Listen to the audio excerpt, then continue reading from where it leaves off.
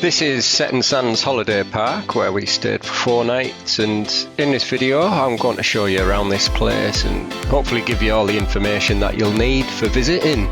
It's close to Edinburgh, so a perfect getaway if you're planning on visiting there, and we'll show you the accommodation as well as what activities that this place has on offer. So with that being said, let's dive straight in.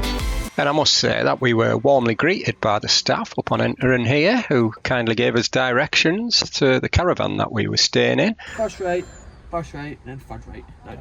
Right. Keys will be in sight. And regardless of which mode of transport you come by, you'll get a map of this place, which will help you navigate your way around. And I'll use this map to show you the different areas that are available.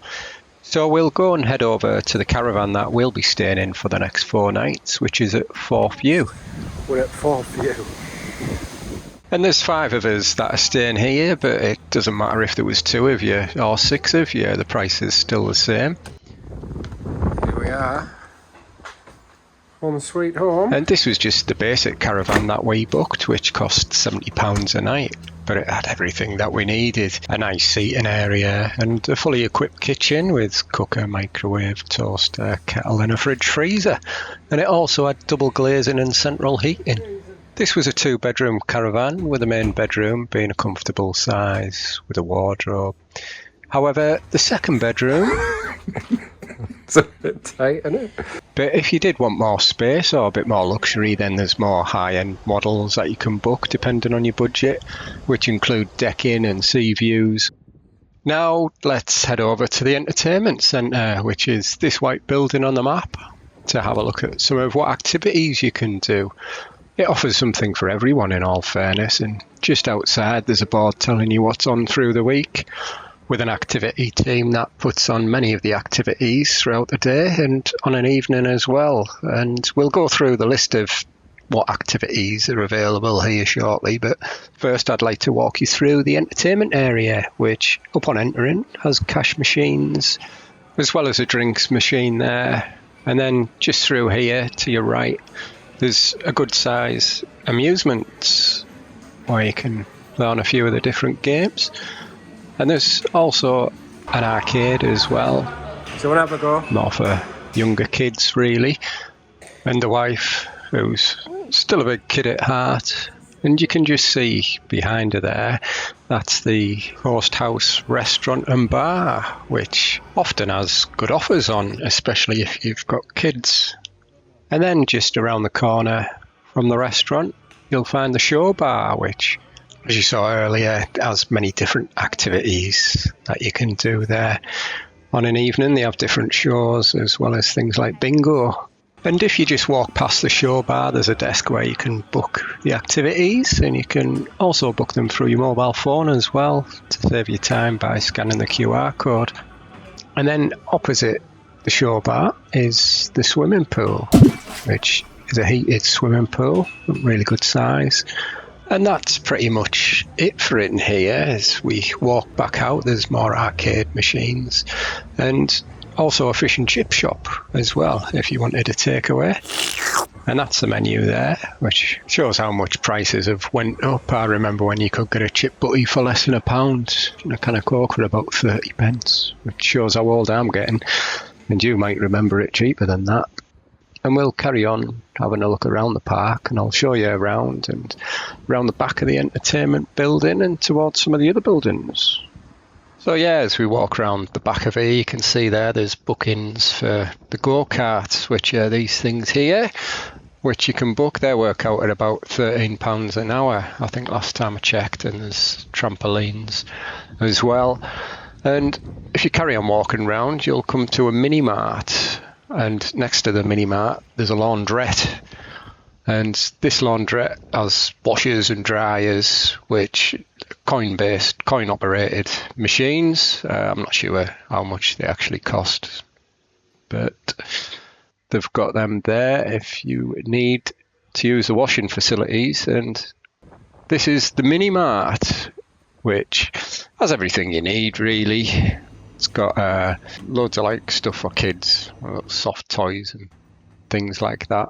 And as well as one of my personal favourites, good old pick and mix, which can have a small cup or a large cup. She'll get a pick and mix. And you can see there the small cup's £3.75 and the large cup's £4.75. And there's wine and beer with a coffee machine and everything. Like I say, everything that you need really from a little mini mart. And we'll carry on walking back round now. And although I don't have video footage of all the different activities here, I can kind of talk you through a little bit of what they do have. They have like junior segways, and there's a football pitch, which is this thing here, which they actually have like coaching sessions where little ones and parents can join in together, as well as den building. And you saw the cart hire, but they've also got bike hire, and there's archery coaching as well as a climbing wall, and of course a golf course that we mentioned earlier, which is a 9-hole golf course, and there's a crazy golf there, as well as ranger activities. And as I mentioned earlier, it's not too far from Edinburgh, and it was perfect for us because we wanted to have a little bit of time in Edinburgh. This was the first time that me and Fang had visited Scotland, and we had a kind of itinerary that we wanted to do, and places that we wanted to see in Edinburgh, like Edinburgh Castle and Edinburgh Zoo. And if they're of interest to you, then we've got videos of those on our channel as well, which you might want to watch. But yeah, it's just worth mentioning that it's a really good location to get into Edinburgh, either by car or it's a lot cheaper by bus. We got the bus in and it cost £2.20, I believe it was, for a return ticket, which is fantastic value for money. And it's about 13 miles to get into Edinburgh from here. The buses run about every 20 minutes, which is very convenient. And the prices can vary here. It's known as one of the more affordable parks, and the prices change depending on the season. You're looking to pay off-peak around £150 to £300 for a 3 to 4 night stay. And in the peak of summer, it's about £450 to £900, depending on the type of caravan or lodgings that you want. And something else to be aware, like the activities like the golf and the bike and cart hire and some of the entertainment require passes, but most of the on-site activities are included. Alternatively, if caravan holidays are something that you'd like to do on a more permanent basis, then you can buy them here as well, which will give you unlimited holidays along with other perks. And this is what the Showroom Caravan looks like. It's quite nice, as you can see. The fixtures and fittings are more high-end than the one we're staying in. So let's have a look, see what you can get for 35 grand. 3 bedrooms. It's got 3 bedrooms. And this one has 3 bedrooms, which will sleep 6 people, which is ideal for families. And this is what the bedrooms look like.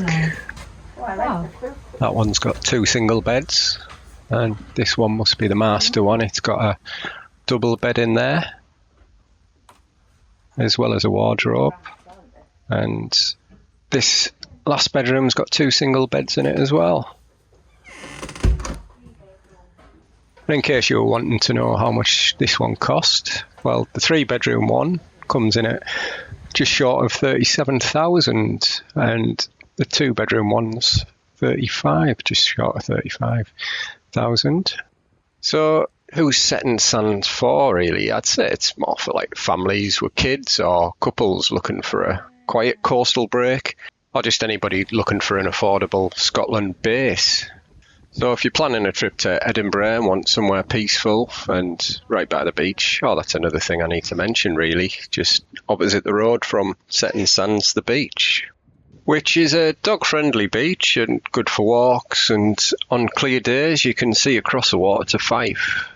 And the area surrounding Seton Sands is part of the John Muir Way, which is a long-distance walking trail running across Scotland. So if you're into nature and photography, this would be a great spot to come to. All right, love.